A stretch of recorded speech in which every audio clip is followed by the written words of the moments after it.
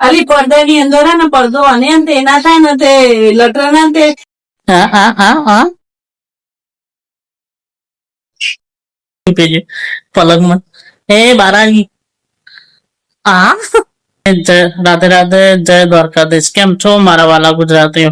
આજે લગભગ 2 દિવસથી તો ખુશખબરી થઈ ગઈ છે. ખુશીઓની લહેર લાગી છે. પેલા મારો મિત્ર કહો કે ભાઈ કયો પ્રજ્ઞેશ એને એક્ટિવ આવી ગઈ દશેરાના દિવસે. પછી બીજા દિવસે મતલબ કાલે અમારા મોટા બાપા છોકરો મોનાલભાઈ ને બાબુ આવી ગયો એને. અને આજે ફાઇનલી અમારા છોટા ડોન એટલે જીનાઈનું ફાઇનલ રિઝલ્ટ આવી ગયું.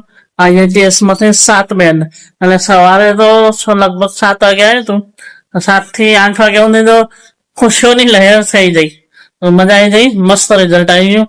બસ હવે એની તૈયારીઓ શરૂ કરીએ.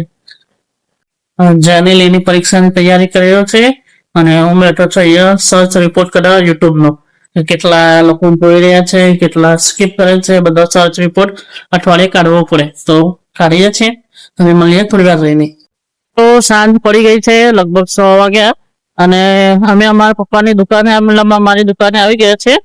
મસ્ત રોડ બનાવવાનો છે. જુઓ, જય શ્રી ચામુંડા ઓટો ગેરેજ. આ છે અમારી દુકાન અને આજે મસ્ત રીતે રોડ તૂટ્યો તો અહીંયા બનાવવાનો છે.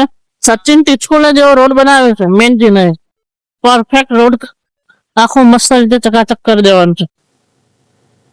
આ રોડ નો બધો સામાન ઉતાર દીધો. બસ મસ્ત રીતે બધા ભેગા થઈને આખો સરસ રોડ બનાવી દઈશું. સચિન ટીચકુલે જેવો મસ્ત ચકાચક. તો પપ્પા કામ ઉપર લાગી જાય. ચલો હું એવું લાગુ ને કે પપ્પા બોલશે. સચિન ટીચકુલે જેવો રોડ બનાવી દીધો અમે દુકાને. આના ભારત ના સચિન ટીચકુલે જેવો રોડ બનાવ્યો ટાયર. મસ્ત રોડ ટેમ્પો એટલો જીના ઘોઘરા જેવો બની જજો. આવું તો કાલે ને 15 નતું.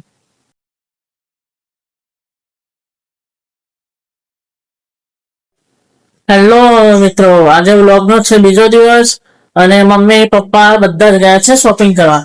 તો હું મારો કાનો અને ગોપી મતલબ જેને અમે 3 જણા જ ઘરે છે. બાજુ બે તો જલસા પડી જવાના છે. ઘેર તો નહીં જવાનું છે જમવા. બહુ મજા પડશે. અને અત્યારે હાલ પેલા કાના નવરાય દઉં કારણ કે છે બાકી છે અને મારું મોડું થઈ ગયું એટલે. તો આજે મમ્મી મતલબ રોજ મમ્મી જેવો તૈયાર કરે કાના એવો સેમ કરવાની કોશિશ કરીએ. જોયો કેવો લાગે મારો ચપ્પો. આજે મને એવું લાગ્યું કે કદાચ મમ્મી જેવો તૈયાર કરે કારણ કે મમ્મી તૈયાર કરે એવો તો મસ્ત કરે એવું નહીં. મતલબ અમે તો કરીએ કે એવું નહીં. મતલબ મસ્ત રીતે મેં જેવો ફાવે મસ્ત રીતે કાનાને તૈયાર કરી દીધો. કારણ કેવું લાગી છે રૂપારો ને. ચલો ટ્રાય કરીશ મમ્મી તૈયાર કરે ને એવું. લગભગ મારા ખ્યાલથી થોડી કોશિશ થઈ પણ મમ્મી જેવો ત્યાં કરે એવું તો મેં હજી કરી નહીં શક્યા અમે.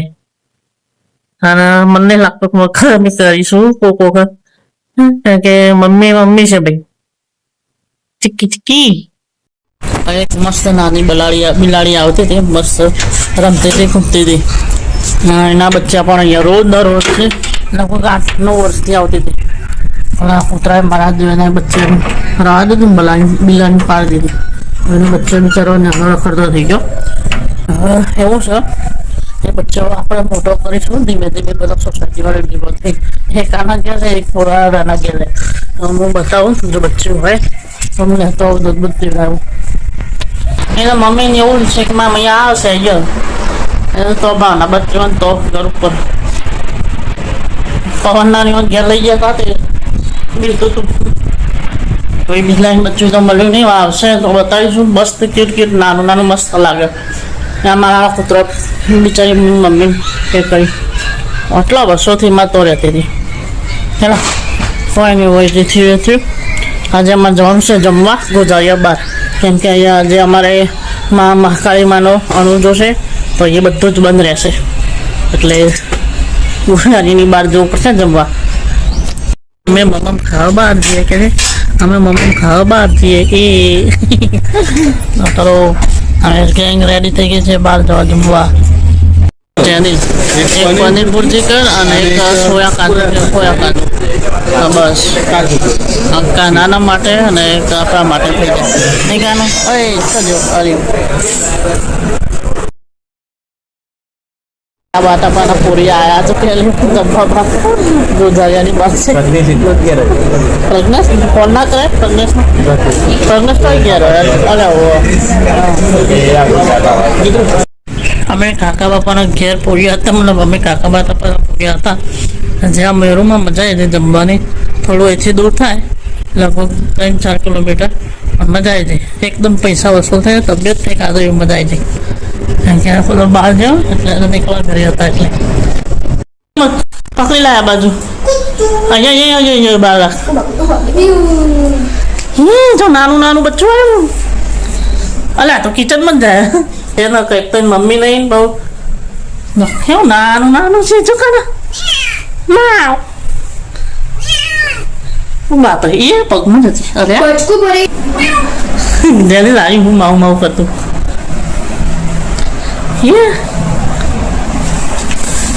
કેવું દોડે લે એ છોકરાને તો જયેલા બ્લુ હોય એટલે શું ના કરી જાય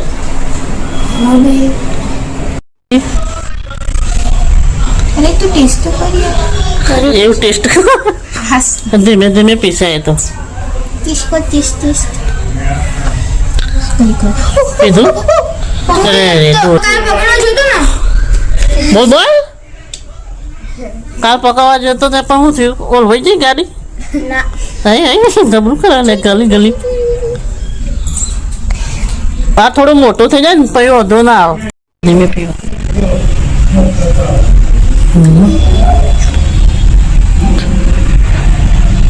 નાનું દૂધ જલ્દી પી જાય એટલે મોટી થઈ જાય થોડું મોટો થઈ જાય ને પછી વધુ ના આવે લોકોને ચડતા વળતા આવડી જાય તો મોટી થાય એટલે ખાવા પડશે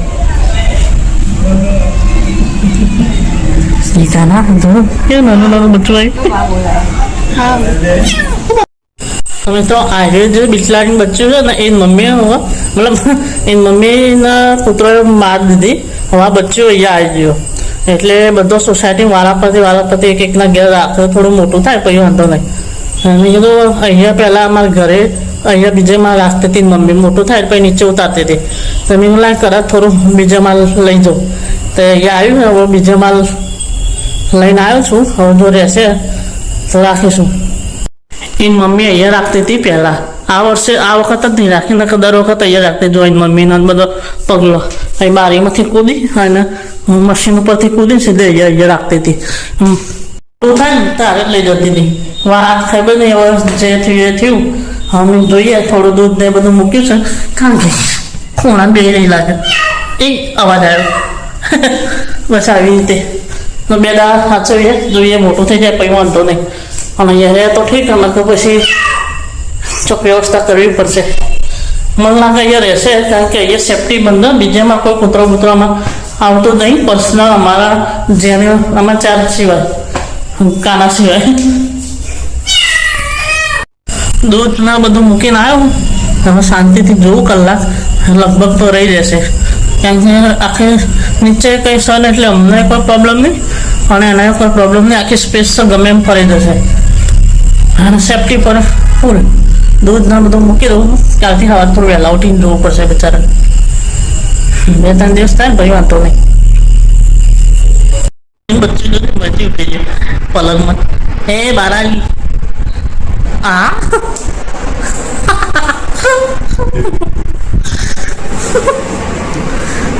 ચાલ્યું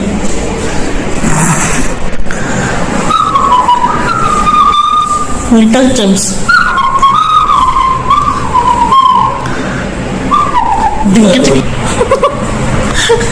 આય બારાજી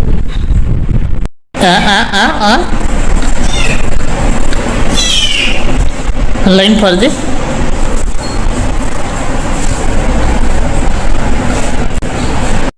સારી પડી ગઈ છે મસ્ત રીતે એટલે આ બસ આટલો નાનો વખત વિડીયો બનાવ્યો, મેં બ્લોગ બન્યું છે. તો વિડીયો પસંદ આવે તો લાઈક શેર અને જલ્દી સબસ્ક્રાઈબ કરો. તો ચલો લાઈક શેર અને સબસ્ક્રાઈબ કરજો. રાધે રાધે, જય દ્વારકાધીશ.